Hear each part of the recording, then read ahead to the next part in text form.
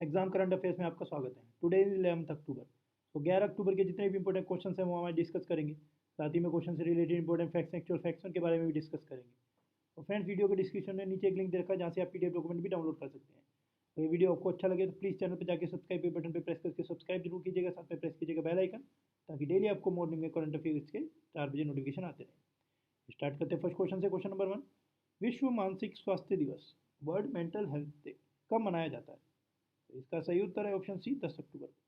इस दिन का आयोजन world federation for mental health द्वारा किया जाता है और दुनिया भर में आत्महत्या के पैमाने और इसे रोकने में मदद करने के लिए हम में से प्रत्येक की भूमिका के बारे में जागरूकता बढ़ाने के लिए ये दिन मनाया जाता है।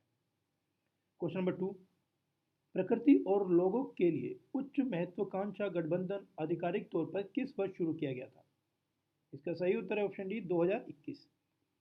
इसका उद्देश्य 2030 तक ग्रह की 30% भूमि और उसके 30% महासागरों की रक्षा के लक्ष्य को अपनाने में सहायता करना है और वर्तमान में इसमें लगभग 70 सदस्य हैं। और भारत आधिकारिक तौर पर नई दिल्ली में फ्रांसीसी और भारतीय सरकारों के बीच आयोजित एक समारोह में गठबंधन में भी शामिल हुआ है। तो न्यूज़ में क्यों है? क्योंकि रिसेंटली इंडिया भी इसमें शामिल हुआ है, इस वजह से ये रिसेंटली न्यूज़ है। क्वेश्चन नंबर 3, आरबीआई की अक्टूबर मौद्रिक नीति समिति की बैठक के बाद रेपो दर क्या है? तो इसमें रेपो दर कौन सी है? Option number C, 4%। Question number 4, Bharat का कौन सा केंद्रीय सशस्त्र पुलिस बल नेपाल और भूटान की सीमाओं की सुरक्षा करता है? इसका सही उत्तर है ऑप्शन ए, सशस्त्र सीमा बल, एसएसपी। भारत और नेपाल ने सीमा पर अपराधों, हथियारों की तस्करी, मानव तस्करी और चिंता के अन्य क्षेत्रों को नियंत्रित करने के लिए सीमा पर नियमित रूप से संयुक्त गश्त करेंगे। और एसएसबी और सशस्त्र पुलिस बल नेपाल के बीच 5वीं वार्षिक समन्वय बैठक हाल ही में अभी संपन्न हुई है।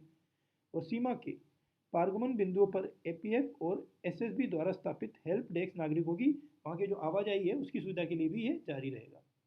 क्वेश्चन नंबर 5, वल्ली लत मातसिल माधवन नायर, जिनका हाल ही में निधन हो गया है, किस पेशे से जुड़े हैं? इसका सही उत्तर है ऑप्शन सी, नौकरशाही। कौन थे? ब्यूरोक्रेट्स जो होते हैं, जैसे इंडियन फॉरेन सर्विस, तो Indian forest service, IAS IPS, उसको नौकरशाही बोलते हैं, ब्यूरोक्रेसी उसके लिए। तो भारत के सबसे पुराने जीवित पूर्व राजनयिक वल्ली लत मातसिल माधवन नायर का 102 वर्ष की आयु में निधन हो गया। क्वेश्चन नंबर 6, हाल ही में एसपी सुनील ने किस खेल से संन्यास की घोषणा की है? इसका सही उत्तर ऑप्शन है हॉकी। एसपी सुनील ने अपने 14 साल के लंबे करियर को समाप्त करते हुए अपनी अंतर्राष्ट्रीय सेवानिवृत्ति की घोषणा की, जिसके दौरान वे 2014 एशियाई खेलों के स्वर्ण विजेता पक्ष का हिस्सा भी थे। क्वेश्चन नंबर 7, 2021-22 में उसके बजट में घोषित मित्रा योजना किस क्षेत्र से संबंधित है? इसका सही उत्तर है ऑप्शन बी, कपड़ा, टेक्सटाइल से। सरकार ने 4,445 करोड़ रुपए की प्रस्तावित लागत से 7 मेगा टेक्सटाइल पार्कों की स्थापना को मंजूरी दी है और इन पार्कों से 21 लाख लोगों को रोजगार के अवसर मिलने की उम्मीद है। ये इंपॉर्टेंट बात है, 21 लाख लोगों को रोजगार मिलने की उम्मीद है। और नाम क्या है इसका? मित्रा। क्वेश्चन नंबर 8, हाल ही में पूर्वोत्तर के लिए खाद्य तेल तेल पाम पर राष्ट्रीय मिशन पर व्यापार शिखर सम्मेलन कहाँ आयोजित किया गया था? इसका सही उत्तर है ऑप्शन है, गुवाहाटी में। इसकी अध्यक्षता केंद्रीय कृषि और किसान कल्याण मंत्री नरेंद्र सिंह तोमर ने की। और खाद्य तेल पर राष्ट्रीय मिशन पाम तेल एक केंद्रीय प्रायोजित योजना है जिसका लक्ष्य 2025-26 तक ताड़ के तेल के लिए 6.5 लाख हेक्टेयर जोड़ना है। क्वेश्चन नंबर 9, किस राज्य या केंद्र शासित प्रदेश ने अपनी स्वास्थ्य सूचना प्रबंधन प्रणाली परियोजना के तहत प्रत्येक नागरिक को एक अद्वितीय स्वास्थ्य कार्ड जारी करने की मंजूरी दी है? तो इसका सही उत्तर ऑप्शन सी, दिल्ली। वयस्कों के लिए हेल्थ कार्ड के लिए वोटर आईडी ही एकमात्र अनिवार्य दस्तावेज होगा और बच्चों को उनके माता पिता की आईडी के आधार पर हेल्थ कार्ड जारी किया जाएगा। क्वेश्चन नंबर 9, निम्न में से कौन पारादीप पोर्ट ट्रस्ट के अध्यक्ष नियुक्त हुए हैं? इसका सही उत्तर है ऑप्शन ए, पीएल हरनाथ। तो 1994 बैच के भारतीय रेलवे यातायात के अधिकारी पीएल हरनाथ और पारदीप पोर्ट ट्रस्ट ओडिशा का एकमात्र प्रमुख बंदरगाह है। तो ये इसके अंदर एक इंपॉर्टेंट चीज़ है कि उड़ीसा का एकमात्र प्रमुख बंदरगाह कौन सा है?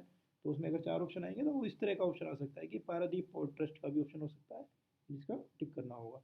और पारादीप पोर्ट ट्रस्ट का मुख्यालय कहाँ पर है? पारादीप ओडिशा के अंदर। और पारादीप पोर्ट ट्रस्ट खोला कब किया था?